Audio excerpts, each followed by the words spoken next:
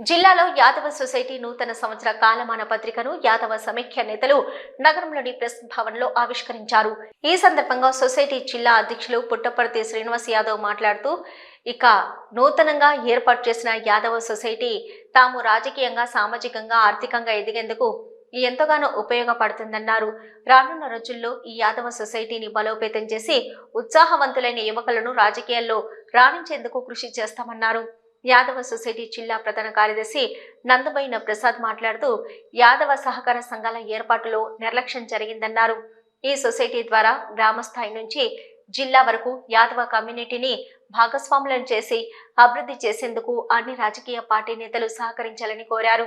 రానున్న స్థానిక సంస్థల ఎన్నికల్లో వార్డు మెంబర్ స్థాయి నుంచి సర్పంచ్, ఎంపీటీసీ, జెడ్పీటీసీ స్థానాల్లో పోటీ చేస్తామని, ఇందుకు అన్ని రాజకీయ పార్టీలు తమను గుర్తించాలని కోరారు.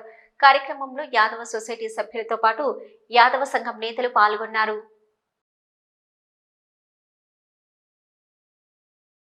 ఈ కరీంనగర్ జిల్లా యాదవ సొసైటీ తరపున ఈ కొత్తగా ఎస్టాబ్లిష్ అయినందుకు ఈ గ్రామ స్థాయి నుండి జిల్లా స్థాయి వరకు మా యాదవ్ కమ్యూనిటీలో రాజకీయంగా ఎదగడానికి వాళ్ళకు ప్రోత్సహించడానికి ఈ యాదవ్ సొసైటీ అనేది ఏర్పాటు చేయడం జరిగింది.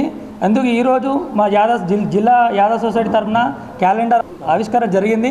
రెండోది, ఈ మా యాదవ్ కమ్యూనిటీకి ఇప్పుడు జనాభా ప్రాతిపదికన గ్రామ స్థాయి నుండి జిల్లా స్థాయి వరకు మాకు ఏ రాజకీయ పదవులలో మాకు అన్ని పార్టీలు అవకాశం కల్పించాలని ఈ యాదవ్ జిల్లా సొసైటీ తరఫున మేము కోరుతున్నాము. ప్రతి ఒక్కరు జిల్లా పార్టీ, ఏ పార్టీ అయినా, ఏ అధికార పార్టీ అయినా, ప్రతిపక్ష పార్టీ అయినా, ఏ పార్టీ అయినా కూడా మా యాదవులను గుర్తించి మాకు ఆ జిల్లా స్థాయిలో కానీ, గ్రామ స్థాయిలో కానీ, మండల స్థాయిలో కానీ పదవులలో మాకు పోటీలో మాకు అవకాశాలు ఇవ్వాలని ఈ జిల్లా యాదవ్ సొసైటీ తరఫున మేము కోరుతున్నాం.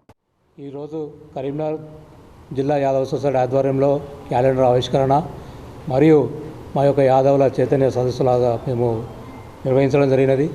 మా డిమాండ్స్ కరీంనగర్ జిల్లా యాదవ సొసైటీ యాదవుల ఆర్థిక, రాజకీయ, విద్యాపరంగా అభివృద్ధి చెందాలన్న కాన్సెప్ట్ తోటి మేము పనిచేస్తాము. అలాగే జిల్లాలో యాదవులకు ఏ సమస్యలు ఉన్నా కూడా కరీంనగర్ జిల్లా యాదవ సొసైటీ ముందందు ఉంటుందని మా యాదవ సోదరులందరికీ ఈ ద్వారా తెలుపుకుంటున్నాము. అలాగే మాకు గత 10 సంవత్సరాలుగా సహకార సంఘాల ఎన్నికలు నిర్వహించలేనందువలన సహకార సంఘాలు నిర్వీర్యం జరిగినవి. అలాగే సహకార సంఘాల జిల్లా యూనియన్ ఎలక్షన్లు నిర్వహించి మా యొక్క గొల్ల కుర్మల ఆర్థిక అభివృద్ధికి ప్రభుత్వాలు, నాయకులు మాకు దోహదపడాలని చెప్పేసి